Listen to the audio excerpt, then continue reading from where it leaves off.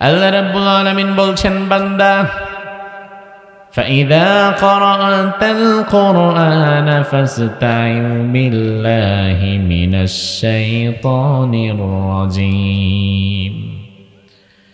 ও আমার গোলামেরা শুনে নাও, যখন তোমরা আমার কোরআন তেলাওয়াত করবা অথবা আমার কোরআন থেকে হেদায়েত নেওয়ার জন্য কোনো কোরআনের বাগানে গিয়ে বসবা, তখন তোমার মনোযোগকে বিচ্ছিন্ন করে দেওয়ার জন্য, কোরআন থেকে তোমার সরিয়ে নিয়ে যাওয়ার জন্য সব চাইতে বেশি চেষ্টা যে করে তার নাম কি?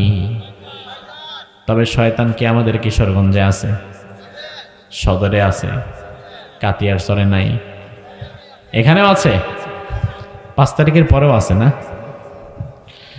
আমার ভাইরা, শয়তান তো সর্বত্র আছে, তবে শয়তানকে আমরা দেখি না, শয়তান আমাদেরকে সব সময় দেখে। শুধু দেখে এটাই নয়, আল্লাহর হাবিব বলেছেন, আশ-শাইতানু জাসিমুন আলা কলবি বানি আদম, বনি আদমের অন্তরে রগ রেশকারায় চলার মতো ক্ষমতা আল্লাহ শয়তানকে দিয়ে রেখেছে। এজন্য শয়তানের ওয়াসওয়াসা থেকে আমাদের বাঁচার জন্য আল্লাহর দরবারে সহযোগিতা চাওয়া দরকার।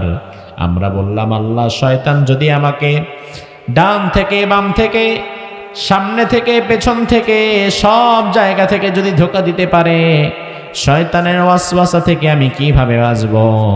আমার আল্লাহ তাআলা বললেন, বান্দা, শয়তানের ধোঁকা থেকে বাঁচার জন্য তোমাকে ঢাল স্বরূপ যেটা দিয়েছি সেটাই হচ্ছে আউযু বিল্লাহ।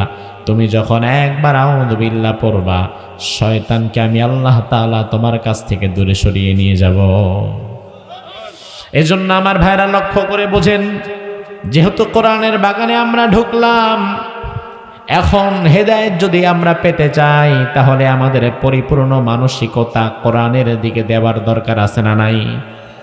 তাহলে পরিপূর্ণ মনোযোগ এবং মানসিকতা যদি কোরআনের দিকে দিতে চাই, তাহলে সবার আগে শয়তানকে আমাদের কাছ থেকে বিদায় করার দরকার আছে না নাই? তাইলে বিদায় করার জন্য যেটা পড়া দরকার সেটা কি? এবার আমার ভাইরা, আপনারা বসে না থেকে সকলে আমার সাথে পড়া শুরু করেন। আউযু বিল্লাহি মিনাশ শাইতানির রাজীম, বিসমিল্লাহির রহমানির রহিম। তাবারাকাল্লাযী বিয়াদিহিল মুলকু ওয়া হুয়া আলা কুল্লি শাইইন কাদির। আল্লাযী খালাকাল মাউতা ওয়াল হায়াতা লিয়াবলুয়াকুম আইয়ুকুম আহসানু আমালা ওয়া হুয়াল আজিজুল গফুর। একটু জোরে বলেন তো আল্লাহু আকবার। আল্লাহ রাব্বুল আলামিন কোরআনুল কারীমের সূরাতুল মুলক, মুলক শব্দের অর্থ হচ্ছে ক্ষমতা, রাজত্ব, সিংহাসন, পাওয়ার। এই সূরার 2টি আয়াতে কারিমা আমি আপনাদের সামনে তেলাওয়াত করলাম। এই আয়াতে কারিমাগুলো থেকে সময় উপযোগী কিছু কথা, যেগুলো আপনাদের জন্য কল্যাণকর, এমন কিছু কথা আল্লাহ তাআলা যেন আমার জবান থেকে সহজে বের করে আপনাদের বোঝার তৌফিক দান করে, পরিশেষে উভয়কেই আমল করার তৌফিক দান করে। বলেন আমিন। সূরার নাম হচ্ছে সূরাতুল মুলক। কোন সূরা? মুলক মানে ক্ষমতা। মুলক মানে কি? দুনিয়াতে ক্ষমতার জন্য হানাহানি, মারামারি, দৌড়াদৌড়ি, টানাটানি, ঠেলাঠেলি আছে না নাই? সব জায়গায় আছে পৃথিবীতে। আলহামদুলিল্লাহ, আমার বাংলাদেশটা বাদে। হ্যাঁ, বাংলাদেশেও আছে। দেখি এবার আল্লাহ তাআলা কি বলে। রব্বুল আলামিন বললেন, বান্দা, তাবারাকাল্লাযী বিয়াদিহিল মুলক, সুমহান সেই সত্তা যার হাতে সকল ক্ষমতা। প্রথম আয়াতের মধ্যে আল্লাহ তাআলা আমাদের একটা বিভ্রান্তির জবাব দিয়ে দিলেন।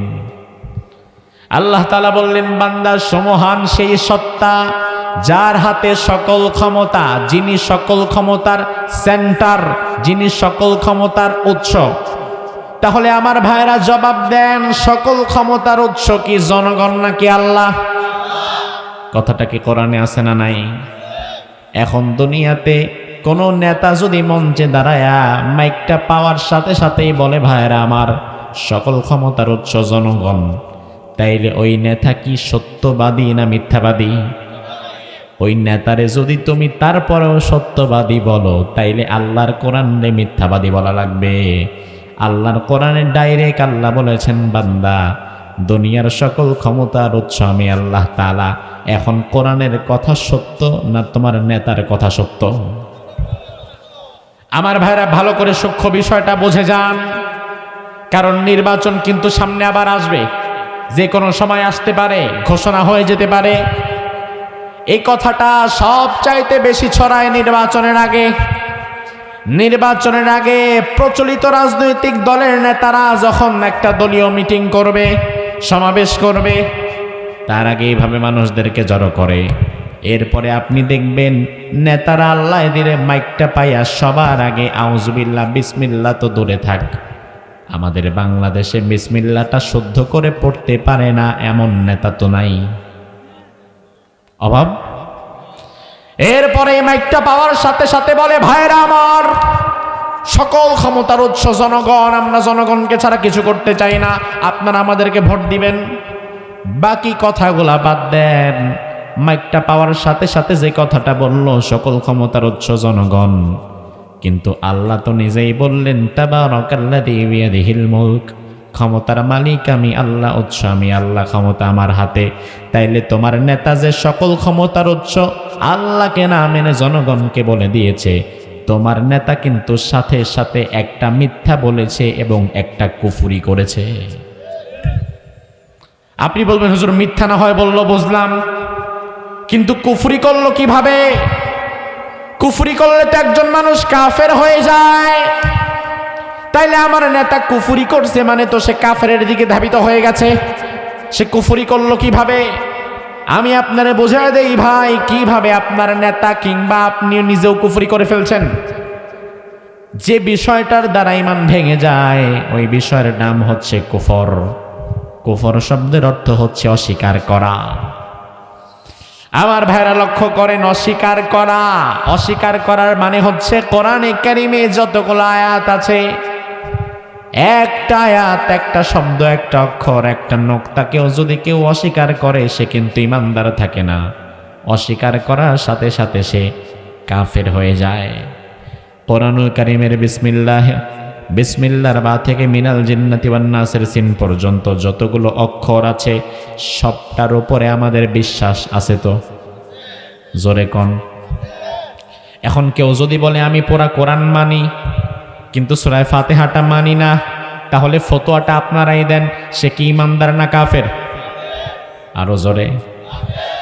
কেউ যদি বলে সূরা ফাতিহা তো বড় সূরা, সূরা ফাতিহা বাদ আমি পুরা কোরআন মেনে নিলাম কিন্তু শুধুমাত্র সূরা কাউসার মানি না, ফতোয়া দেন, ইমানদার না কাফের? কেউ যদি বলে সব মানি, সব আয়াত মানি, একটা সূরাকেও বাদ দিলাম না, কিন্তু একটা মাত্র শব্দকে বাদ দিয়ে দিলাম, একটা শব্দকে মানি না, ইমানদার না কাফের? তার মানে আমরা বুঝতে পারলাম একটা সূরা বাদ দিলেও কাফের, একটা আয়াত বাদ দিলেও কাফের, একটা শব্দ কিংবা একটা অক্ষর বাদ দিলেও। ও ভাইরা আমার, তার সব চাইতে বড় প্রমাণ হচ্ছে আপনি আহমদিয়া মুসলিম জামাতের দিকে তাকান, সংক্ষেপে যাদের নাম কাদিয়ানি। কাদিয়ানি একটি সম্প্রদায় আমাদের বাংলাদেশেও আছে। ঢাকার বকশীবাজারে যান, তাদের নিজস্ব মসজিদ পাবেন, আমাদের মতো নামাজ তারা পড়ে, আমাদের মতো হজ তারা করে, রোজাও তারা রাখে, জাকাতও তারা দেয়, আমাদের যত আমল আছে সব আমল তাদের সাথে মিলে যায়। কিন্তু তবুও দুনিয়ার সকল উলামায়ে কেরাম একমত, কাদিয়ানি যারা হয়েছে তারা কাফের, তারা ইমানদার না। আমার ভাইরা, তার কারণ হচ্ছে কাদিয়ানি সম্প্রদায়দের আকীদা, বিশ্বাস হচ্ছে রাসূলুল্লাহ তিনি শেষ নবী, তিনি শেষ নবী নয়, তিনি শ্রেষ্ঠ নবী। তবে রাসূলের পরে আরো ছোট ছোট কিছু নবী দুনিয়াতে আসবে। আহমদিয়া মুসলিম জামাতের অনুসারীরা মনে করে আমাদের গোলাম আহমদ কাদিয়ানী আমাদের বিশ্বনবী মুহাম্মদুর রাসূলুল্লাহর পরে ছোট খাটো আরেকজন নবী। এবার আমি আপনাদের থেকে জানতে চাই, রাসূলুল্লাহর পরে কোন নবী দুনিয়াতে কিয়ামতের আগে আর আসবে কি? আসবে নাকি? এটা আমাদের দৃঢ় বিশ্বাস, কারণ আমার আল্লাহ বলেছেন মা কানা মুহাম্মাদুন আবা আহাদিম মিন রিজালিকুম ওয়ালাকিন রাসূলুল্লাহি ওয়া খাতামান নাবিয়্যিন। ও দুনিয়ার মানুষ, তোমাদের কোনো পুরুষের পিতা আমার নবী নয়, আমার নবী হচ্ছে খাতামান নাবিয়্যিন, দুনিয়ার সর্বশেষ নবী হচ্ছে আমার নবী। আমার নবীর পরে দুনিয়াতে আর কোনো নবী দুনিয়াতে আসবে না। এটাকে বিশ্বাস করা ঈমান, এর বিপরীতে বিশ্বাস করা কুফর। এখন কাদিয়ানীদেরকে যদি জিজ্ঞেস করেন তোমরা কি আমাদের নবী মুহাম্মদকে নবী মানো, তারা বলবে অবশ্যই মানি। আপনি যদি প্রশ্ন করেন আমাদের নবী মুহাম্মদকে তোমরা সর্বশ্রেষ্ঠ নবী মানো, তারা বলবে অবশ্যই মানি। তাইলে মানো না কোনটা? তারা বলবে মানি না শুধু শেষ এই শব্দটা, নবী মানি, শ্রেষ্ঠ নবীও মানি, কিন্তু শেষ শব্দটা মানি না, খতাম এই শব্দটা মানি না। আমরা তোমাদের নবীকে শ্রেষ্ঠ নবীও মানি, তবে আমরা যার অনুসরণ করি তারে আমরা আরেকজন ছোটখাটো নবী মানি। তাহলে আমার ভাইরা লক্ষ্য করেন, কাদিয়ানী কিন্তু এই 30 পারা কোরআনের একটা পারা অস্বীকার করে নাই। কাদিয়ানী 30 পারা কোরআনের একটা সূরা অস্বীকার করে নাই। কাদিয়ানী 30 পারা কোরআনের একটা আয়াত অস্বীকার করে নাই, বরং কাদিয়ানী 30 পারা কোরআনের এত হাজার হাজার আয়াত থেকে মাত্র একটা শব্দকে অস্বীকার করেছে। শব্দটা হচ্ছে খতাম, মানে শেষ। আল্লাহ রসুলের ব্যাপারে বলেছেন আমার নবী শেষ নবী। তারা রাসূলকে নবীও মানে, তবে শেষটা মানে না। এই একটা শব্দকে অস্বীকার করার কারণে গোটা দুনিয়ার আলেম ওলামায়ে কেরাম ফতোয়া দিয়েছে কাদিয়ানী কাফের। তাইলে একটা শব্দকে কেউ যদি অস্বীকার করে সে কি ইমানদার না কাফের? আরো জোরে কোন।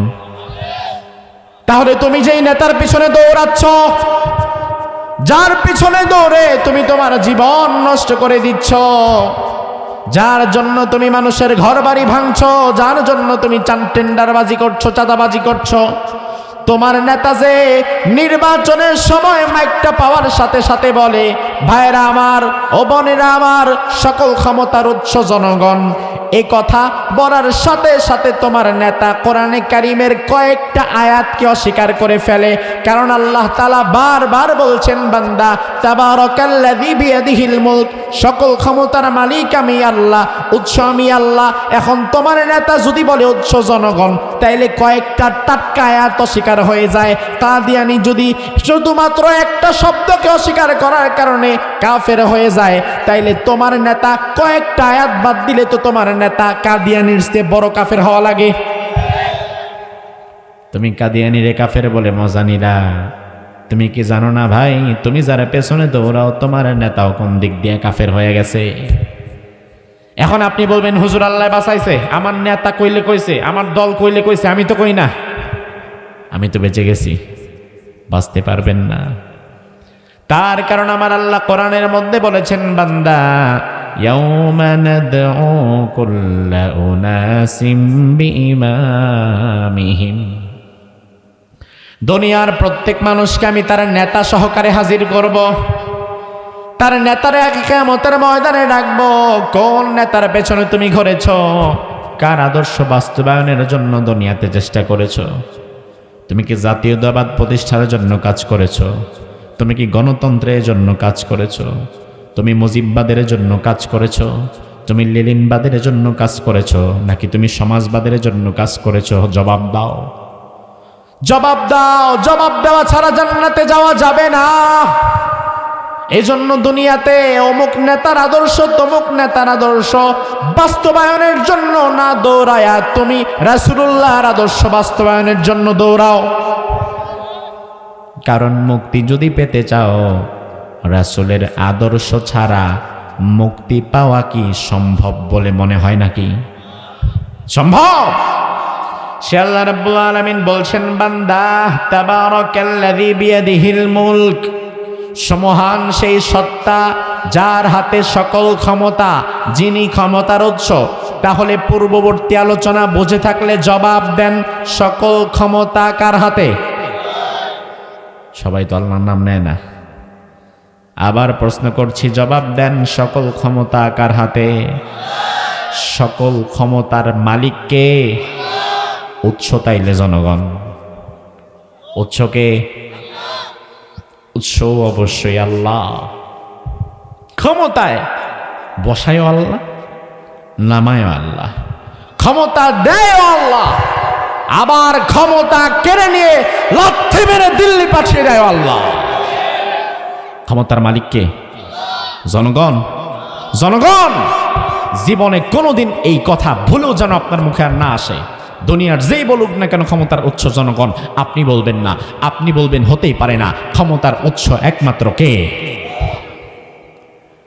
আমার ভাইরা, এই বিশ্বাসটা বাংলাদেশ মানুষের একটু নড়বড়ে। বাংলাদেশি মানুষের মধ্যে এই বিশ্বাসটা একটু নড়বড়ে।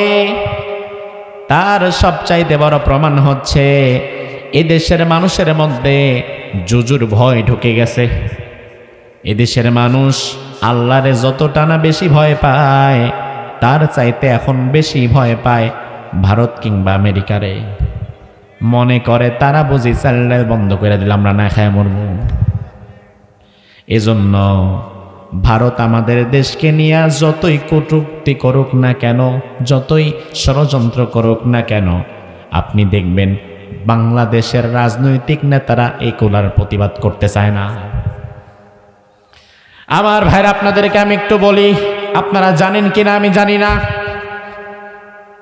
ভারতের মতাদর্শ লালন করে এমন একটা হিন্দুত্ববাদী সংগঠন আছে বাংলাদেশে, যারা হিন্দুত্ববাদ, সন্ত্রাসবাদ, উগ্রবাদ প্রচার করে। তাদের নাম হচ্ছে ইসকন। এই সংগঠনটা গত কয়েক সপ্তাহ পূর্বে চট্টগ্রামে আমাদের এক মুসলিম আইনজীবীকে আদালত প্রাঙ্গণে জবাই করে দিয়েছিল। তার নাম হচ্ছে সাইফুল ইসলাম আলিফ। সাইফুল ইসলাম আলিফ ভাইকে চট্টগ্রাম আদালত প্রাঙ্গণে কট্টরপন্থী হিন্দুরা জবাই করে দিয়েছিল। খবরটা কি আপনারা জানেন? মানে শুনছেন কিনা? হুদাই আন্দার কুন্দা লাভ দিয়েন না। যদি শুনেন তাইলে পরবর্তী কথাটা বুঝবেন যে না, হুজুর যেটা বলতেছে আমি জানি এটা ঠিক আছে হুজুরের কথাটা। আমার ভাইরা, তাহলে একটু দেখেন বিষয়টা।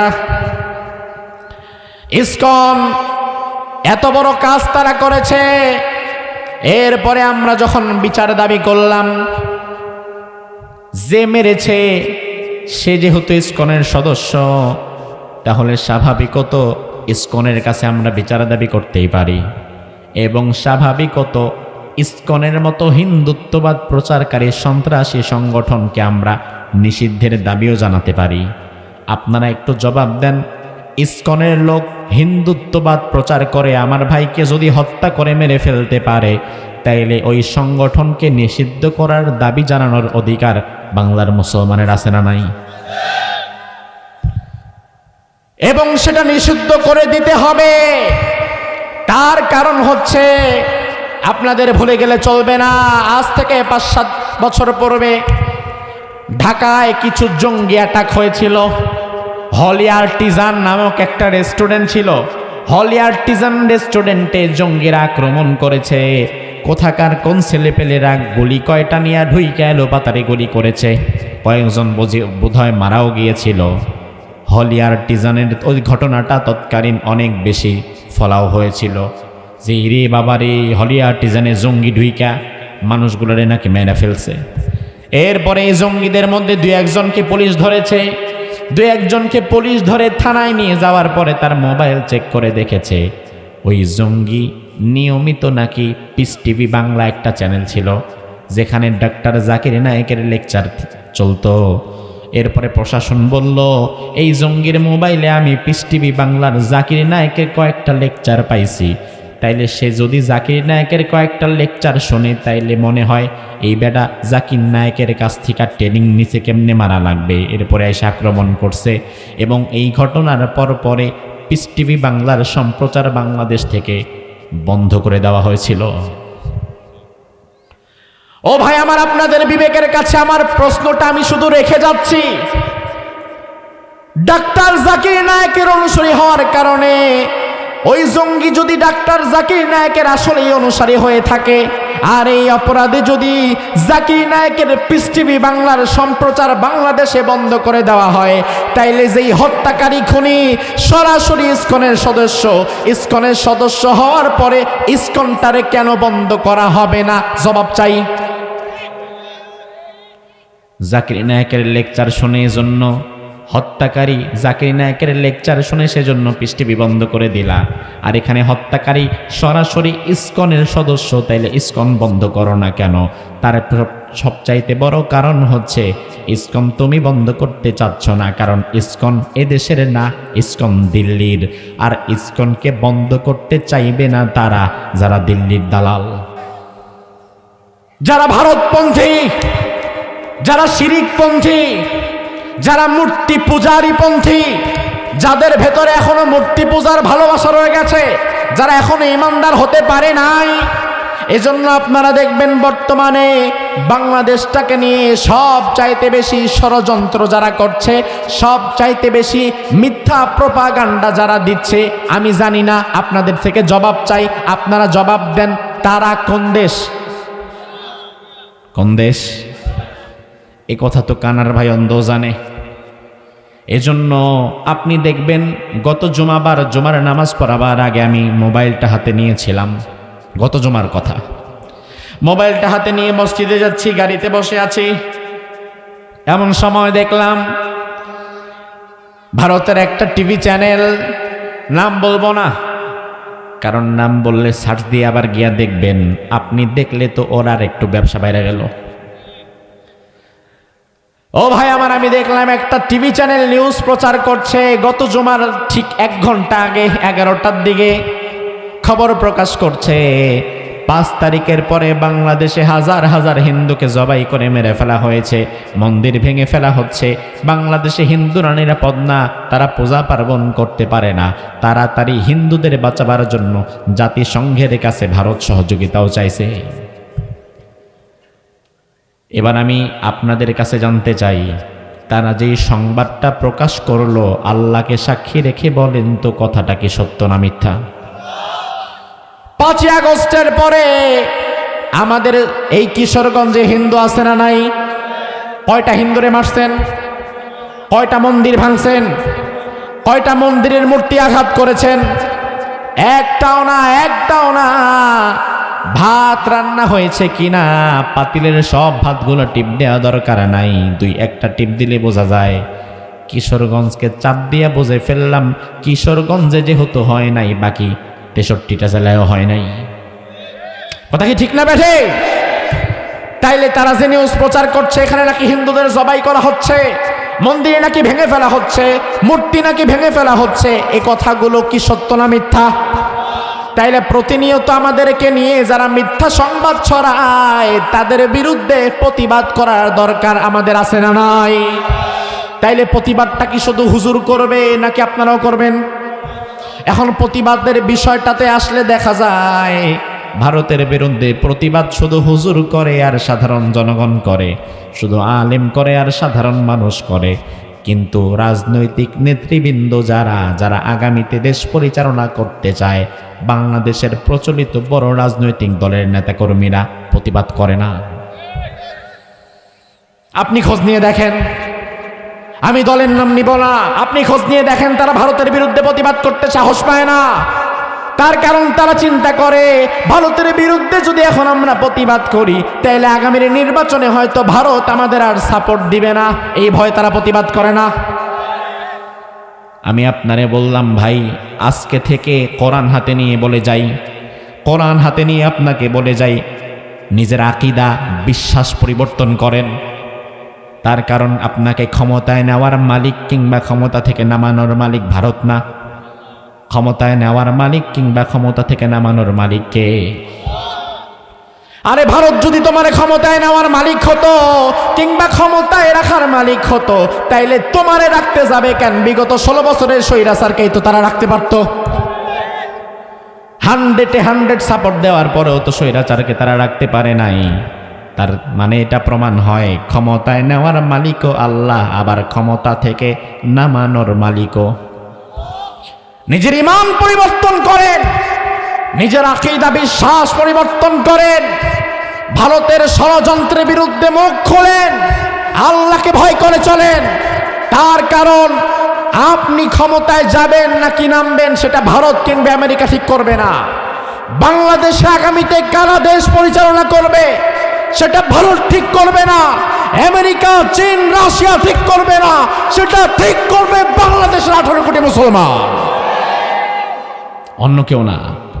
এই বিশ্বাসটা মজবুত করেন। এক আল্লাহ ছাড়া দুনিয়ার কাউরে ভয় পাবেন না, ঠিক কিনা? আমাদেরকে ভয় দেখায়, আপনি যে এত ফটর ফটর করেন। এখন আমরা যদি সবাই ভারতের বিরুদ্ধে কথা বলি, ভারত আমাদেরকে মাঝে মাঝে ভয় দেখায়। কি ভয়? ভারত আমাদের ভয় দেখায়, এই বাংলাদেশ সাবধান, পেঁয়াজ বন্ধ করে দিব, এই বাংলাদেশ সাবধান, চাল বন্ধ করে দিব, এই বাংলাদেশ সাবধান, ডিম বন্ধ করে দিব, ডাল বন্ধ করে দিব। ও ভাই, জবাবটা আমি আপনাদের কাছ থেকে চাই। ভারত যদি ডিম, চাল, পেঁয়াজ, তেল, নুন রপ্তানি বন্ধ করে দেয়, তাহলে আমরা তো না খেয়ে মরে যাব। ভারত যদি এগুলো আমাদের দেশে না পাঠায়, আমরা কি না খেয়ে মারা যাব? পৃথিবীর মানচিত্রে ভারত বলে কোনো দেশ যদি নাও থাকে, আমরা বাংলাদেশিরা কি না খেয়ে মরব? রিজিকের মালিক কে? রিজিকের মালিক কে? ভারত আমার খাওয়ায় না, বরং ভারত তো আমার সাথে ব্যবসা করে। ভারত কি করে? এমন একটা ভাব, না জানি মাশাআল্লাহ তোমরা ফি সাবিলিল্লাহ আল্লাহর রাস্তায় দিতেছো, আর আমি হাত পাইতে খাচ্ছি। তুমি আমার মাঝে মাঝে ভয় দেখাও, কথা না শুনলে খাবার দেওয়া বন্ধ করে দিব। আমারে ভয় দেখাও কেন? বরং তুমি ভয় পাও, কারণ বাংলাদেশ হচ্ছে তোমার বাজার। তুমি যদি তোমার পণ্য বাংলাদেশে পাঠাতে না পারো, তাইলে তোমার পণ্য তোমার খেতে নষ্ট হবে, কুত্তায়ও খাবে না। আর তুমি আমারে ভয় দেখাচ্ছ, বন্ধ করে দিবা, অসম্ভব। ওই দিন শেষ। 5 আগস্টের পর স্বৈরাচারের পতন যেমন হয়েছে, 5 আগস্টের পরে বাংলাদেশের উপর থেকে দিল্লির কালো ছায়ার পতন হয়ে গেছে। ও আমার বাংলাদেশি ভাইয়েরা, কিশোরগঞ্জের ভাইয়েরা, এক আল্লাহকে ভয় করবেন। দুনিয়ার কোন পরাশক্তিকে মুসলমান ভয় করতে পারে? সে আল্লাহ রাব্বুল আলামিন বলছেন, বান্দা, তাবারাকাল্লাযী বিয়াদিহিল মুলক, সমহান সেই সত্তা যার হাতে সকল ক্ষমতা। তাহলে সকল ক্ষমতার মালিক কে? এরপরে আল্লাহ তাআলা বললেন, ওয়া হুয়া আলা কুল্লি শাইইন কাদির। আমি আল্লাহ এমন ক্ষমতাবান, আমি আল্লাহ সব কিছুর উপরে পূর্ণ ক্ষমতাবান। আল্লাহু আকবার। সব কিছুর উপরে পূর্ণ ক্ষমতাবান। দুনিয়াতে সব কিছুর উপরে পূর্ণ ক্ষমতাবান এমন একজনও আপনি পাবেন না, একজনও পাবেন না সব কিছুর উপরে পূর্ণ ক্ষমতাবান। মেশিনটা বন্ধ করতে বলেন। আমার ভাইরা লক্ষ্য করেন, আরে সমস্যা নেই, একটু ঘুমাচ্ছিল, কিন্তু মেশিন স্টার্ট হয়ে গেছে তো আওয়াজ হচ্ছিল। আমার ভাইরা লক্ষ্য করেন, আল্লাহ বললেন কি, ওয়া হুয়া আলা কুল্লি শাইইন কাদির। আমি আল্লাহ তাআলা সব কিছুর উপরে পূর্ণ ক্ষমতাবান। দুনিয়ার কোন ক্ষমতাবান কিন্তু সব বিষয়ের উপরে পূর্ণ ক্ষমতাবান নয়। যেমন বর্তমানে বাংলাদেশের সর্বোচ্চ ক্ষমতায় যিনি বসে আছেন, নাম কি? কি নাম? ডক্টর ইউনূস সাহেব। ডক্টর ইউনূস সাহেব বর্তমানে বাংলাদেশের সর্বোচ্চ ক্ষমতায় বসে আছেন, কথা সত্য। তবে ডক্টর ইউনূসের ক্ষমতা বাংলাদেশের সীমানার মধ্যে সীমাবদ্ধ, ভারতে চলবে না। আবার নরেন্দ্র মোদীর ক্ষমতা ভারতের সীমানায় সীমাবদ্ধ, বাংলাদেশে চলবে নাকি? আমেরিকার প্রেসিডেন্ট ডোনাল্ড ট্রাম্প বর্তমানে সবচাইতে ক্ষমতাধর যিনি, ক্ষমতার দিক থেকে পৃথিবীর মধ্যে আমেরিকার প্রেসিডেন্টকে 1 নাম্বার যদি ধরা হয়, তাইলে ওই ব্যক্তি তো ডোনাল্ড ট্রাম্প। তাইলে আমেরিকার প্রেসিডেন্টের ক্ষমতা আমেরিকায় চলবে, বাংলাদেশে না। তার মানে দুনিয়ার ক্ষমতাবানদের জায়গা ভাগ করা আছে। আমার ক্ষমতার জায়গা এই এলাকা, তোমার ওই এলাকা, তার ওই এলাকা, তার পাশের এলাকা। দুনিয়ার ক্ষমতাবানদের ক্ষমতা তারা নির্দিষ্ট এলাকার বাহিরে চলে না। আবার দুনিয়ার ক্ষমতাবানদের ক্ষমতা যদি দুনিয়ার মধ্যে চললেও চলতে পারে, কিন্তু আকাশে তাদের কোনো ক্ষমতা চলে না, বাতাসে তাদের কোনো ক্ষমতা চলে না, সমুদ্রের গভীরে 1000 ফিট পানির নিচে তাদের কোনো ক্ষমতা চলে না। তার মানে দুনিয়াতে পূর্ণ ক্ষমতাবান কেউ নাই, সব বিষয়ের উপরে পূর্ণ ক্ষমতাবান একজনও নাই। সব বিষয়ের উপরে পূর্ণ ক্ষমতাবান কেবলমাত্র একজনই আছেন। জবাব দিয়ে দেন তো ভাই, তার নাম কি? সে আল্লাহ তাআলাকে আমরা বললাম, আল্লাহ কতটা ক্ষমতাবান আপনি? রব্বুল আলামিন বললেন, বান্দা আল্লাযী খালাকাল মাউতা ওয়াল হায়াতা লিয়াবলুয়াকুম আইয়ুকুম আহসানু আমালা ওয়া হুয়াল আজিজুল গফুর। সুবহানাল্লাহ বলেন। আল্লাহ তাআলা বললেন, বান্দা আমি আল্লাহ তাআলা খালাকাল মাউত মৃত্যু বানালাম, ওয়াল হায়াতা এবং জীবন বানালাম, লিয়াবলুয়াকুম আইয়ুকুম আহসানু আমালা, এটা দেখার জন্য তোমরা হায়াত এবং মৃত্যু পেয়ে কে কতটা ভালো কাজ করো, কে কতটা নেক কাজ করো। কারণ দুনিয়ার জীবনের পরে আবারও আমাদেরকে ফিরে যেতে হবে একজনের কাছে, তিনি কে? এজন্য আমার ভাইরা, কেউ যখন মারা যায়, কারো মৃত্যুর খবর যখন আমরা শুনতে পাই, তখন আমরা একটা দোয়া পড়ি। দোয়াটা কি? বলেন, ইন্না লিল্লাহি ওয়া ইন্না ইলাইহি রাজিউন। এখানে যিনি মারা গিয়েছেন তার জন্য আমরা দোয়া করি নাই, আমরা কিন্তু ইন্না লিল্লাহর অর্থ না জেনেই পড়ি। আরেকজনের মৃত্যু সংবাদ শুনে তার জন্য আমরা দোয়া করি নাই, বরং ইন্না লিল্লাহি ওয়া ইন্না ইলাইহি রাজিউন এর অর্থ হচ্ছে ইন্না নিশ্চয়ই আমরা, লিল্লাহি আল্লাহর জন্য, ওয়া ইন্না নিশ্চয়ই আমরা, ইলাইহি তার দিকে, রাজিউন আবার ফিরে যাব। তার মানে ইসলাম আমাদের কি সুন্দর বিষয় শিখিয়েছে। আরেকজনের মৃত্যুর খবর শুনে আমি তার জন্য হা হুতাশ করলাম না, বরং আমি আমার নিজেরে আরেকবার মনে করায় দিলাম, রে বান্দা তুই কে? আরেকজন যেহেতু চলে গেছে তার রবের কাছে, তোরেও কিন্তু দিন শেষে যেতে হবে তোর রবের কাছে। তোকেও চলে যেতে হবে, তুইও থাকতে পারবি না বান্দা। ও ভাই আমার, আল্লাহ বললেন, বান্দা আল্লাযী খালাকাল মাউত, আমি আল্লাহ মৃত্যু বানালাম, ওয়াল হায়াত এবং জীবন বানালাম। তবে আয়াতের মধ্যে একটা মজার বিষয় দেখেন, সিরিয়ালে আল্লাহ তাআলা আগে বললেন মৃত্যুর কথা, খালাকাল মাউত আগে মৃত্যুর কথা বললেন, ওয়াল হায়াতা 2 নম্বরে জীবনের কথা বললেন। দুনিয়াতে স্বাভাবিক হতো আমরা আগে জন্মগ্রহণ করি, হায়াত পাই, 20 বছর, 30 বছর, 50 বছর, 60 বছর, 70 বছর হায়াত আমরা পাই। এই হায়াত যখন শেষ হয়, এরপরে মৃত্যু। হায়াত শেষ হইলে কি? জোরে কোন? তাহলে জবাব দেন, মৃত্যু আগে দুনিয়াতে, মৃত্যু আগে নাকি জীবন আগে? বোঝে না। দুনিয়াতে কি মৃত্যু আগে না জীবন আগে? আগে তো জীবন, আগে তো 10 বছর হোক, 15 বছর হোক, 20 হোক বা 50 হোক, আগে তো হায়াতটা পেলাম, আগে জীবন পেলাম, তারপরেই না মৃত্যু। তাইলে আয়াতটা তো এমন হওয়া দরকার ছিল, আল্লাযী খালাকাল হায়াতা ওয়াল মাউতা, আমি আল্লাহ জীবন বানালাম এরপরে মৃত্যু বানালাম। কিন্তু আল্লাহ বললেন না, আমি আল্লাহ তাআলা খালাকাল মাউতা, আগে মৃত্যু বানালাম তারপরে জীবন বানালাম। কিন্তু দুনিয়াতে আমরা দেখি অন্যটা, আমরা দেখি আগে হায়াত পাই পরে মরি, কিন্তু আল্লাহর হিসাব হচ্ছে আগে মৃত্যু পরে জীবন, আর আমাদের হিসাব আগে জীবন পরে মৃত্যু। তাহলে হিসাব কারটা ঠিক? বুঝে আসুক আর না আসুক, জবাব কিন্তু এটাই, আল্লাহটাই ঠিক, ঠিক কি না? ফিআলুল হাকিম লা ইয়াখলু আনিল হিকমাহ, আমার আল্লাহ তাআলা মহাপ্রজ্ঞাময়, তিনার কোনো কাজ প্রজ্ঞার বাহিরে নয়। আপনার বুঝে আসুক আর না আসুক, আল্লাহ যেটা বলেছে এটাই যে সত্য, তাতে কোনো সন্দেহ। এবার আপনি হিসাব মিলান, আগে নিঃসন্দেহে বিশ্বাস করতে হবে, এরপরে হিসাব মিলাতে হবে, এটা ঈমান।